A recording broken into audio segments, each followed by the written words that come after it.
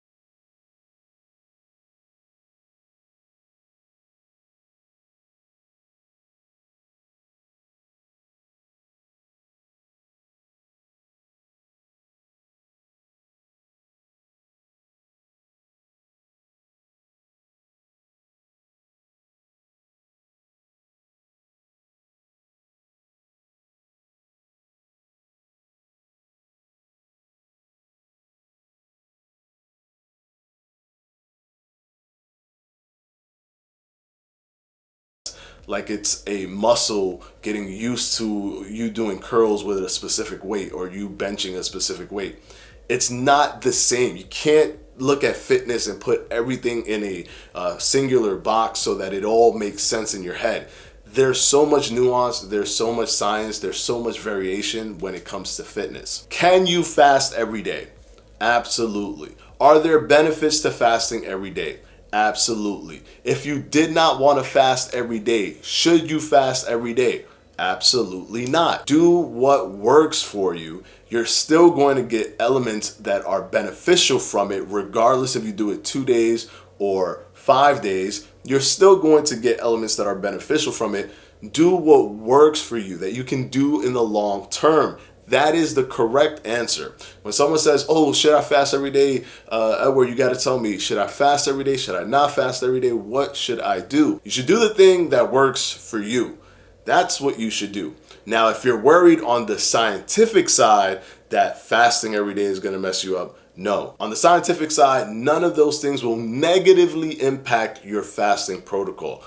You have to be aware that if you fast 2 days, you're just going to get 2 days worth of benefits. You have to be aware that if you fast 7 days, you're going to get 7 days worth of benefits. That's it. But it's all up to you what's the most comfortable thing for you, because adherence is literally the most important thing, even more important than the intermittent fasting protocol itself. Now let's go ahead and move on to another statement or question that I constantly seeing. Comparing your weight loss speed to another person's weight loss speed when it comes to intermittent fasting. Now, the beautiful thing about this channel, for example, and other channels that talk about intermittent fasting is community, is the community that it builds. I know a lot of people sometimes come to my videos simply because they just like to be part of the community. So some people come to my videos not even so much about me, just the fact that there's a community down there in the comment section talking about their experiences, what they're doing, what they did right, what they did wrong, the stuff that they learned along the way. And people just constantly communicating down in the comment section, which is amazing and wonderful. And I love that. And I 100% encourage that. The only thing that I ask to have caution with is that comparative element where you see someone lost weight super fast, and because they lost weight super fast, you automatically start to say to yourself, well, wait a second, I'm not losing weight that fast. It's not really working for me the way I thought it would work. There are so many variables to why someone, even maybe with the same weight as you, can lose weight quicker or slower than you.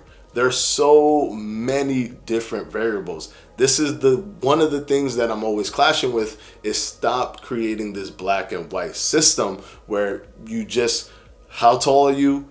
How much do you weigh? Okay, I need to lose exactly that speed. If I don't lose that speed, that means that something's wrong with my intermittent fasting protocol and something's not wrong with your intermittent fasting protocol. That's not how it works. There's just too many biological variables for that to be the case. Glycogen buildup, how much glycogen did you eat, how much glucose did you consume versus him, how much water retention do you have, how much water release do you have, how much sodium are you consuming, how much potassium are you consuming, how much of your body weight is muscle, how much of your body weight is body fat. And you're not going to have all of these data points on hand or even maybe understand all of them or know any of them. So it's just but I don't even want to dive into the complexity, the biological complexity of all of these different variables, but just know that there are a lot of variables for why you haven't lost weight faster than someone, or why the weight loss that you've done and the speed in which you did it is faster than someone else. So just please keep that in mind, because that becomes one of the biggest deterrent for a lot of people, is that they see so many other people succeed or go faster, and then they think that demoralizes them to continue. You need to trust the process of weight loss, because that's really the catalyst for if you're going to lose weight or not. And with that, I'm going to go ahead and jump into that third mistake, because it segues perfectly into this. Losing motivation once you hit a plateau. This is literally, if you ever wanted to lose weight, this is the secret right here. What do you do when you hit a plateau? That's it. Many people can start to the process of losing weight. They hit a plateau. That plateau is pretty aggressive. It holds on for maybe a week and a half or so. And that's just so demoralizing that they just completely stop and say, well, what I'm doing is not working, so obviously I'm done. But little do they know that the weight on the scale is so misleading. They've lost so much body fat. They've progressed so much in their weight loss journey. They've retained some water for a very good amount of time. Some kind of glycogen buildup. Something was different, and that caused weight difference on the scale that was higher than expected. And it retained itself for a good amount of time. And that caused you to stop the thing that was actually giving you positive results. Because of the demoralizing element of looking at other people lose actual weight on the scale, but you happen to have more like water retention, more glycogen buildup, more elements that's keeping the scale from budging, even though fat loss is actually going down little by little. But because of that element, you get demoralized and you stop. Most people who diet or try to lose weight and can't lose weight is because they hit that point of a plateau, and then they don't actually transcend past that. They don't trust the process enough to know that once everything clears, once the water flushes, once the glycogen buildup drops, once all of that stuff happens, you'll be better off on the other side. You'll see yourself at a lower weight, because weight loss really just goes like this, you know, it goes down kind of like this. Usually when you go up here is when you start to feel that you're at a plateau, when it's like that going back up thing, but you're still on a downward trend. That's what you need to focus on. You didn't gain all your weight back.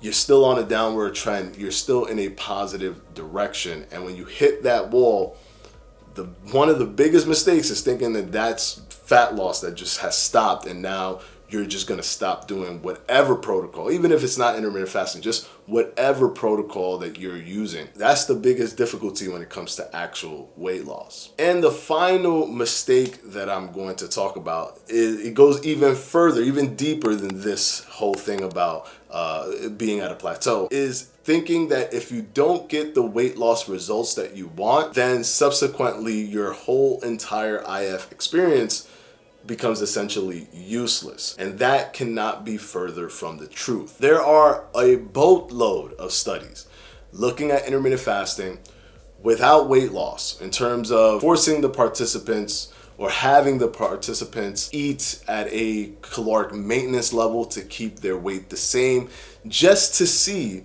if there inherently are benefits in intermittent fasting, health benefits that are not tied to weight loss. Because weight loss, reduction in adipose tissue, brings about health. So you could mix the two without knowing. You could have somebody do intermittent fasting, and because they lost weight, because the adipose tissue reduced, they became healthier. So researchers have done studies where the protocol of the study or the methodology is where the person doesn't lose weight, and we just want to see, and we're just trying to see if intermittent fasting does anything special for health. And many of those studies show that intermittent fasting does indeed carry innate health benefits that are not tied to simply losing weight. That's additional to the health benefits that come from intermittent fasting. They did a proteome study where they look at the full breakdown of the cells to see if there's any positive metabolic health outcomes, and they have seen that in participants that do not lose weight purposely,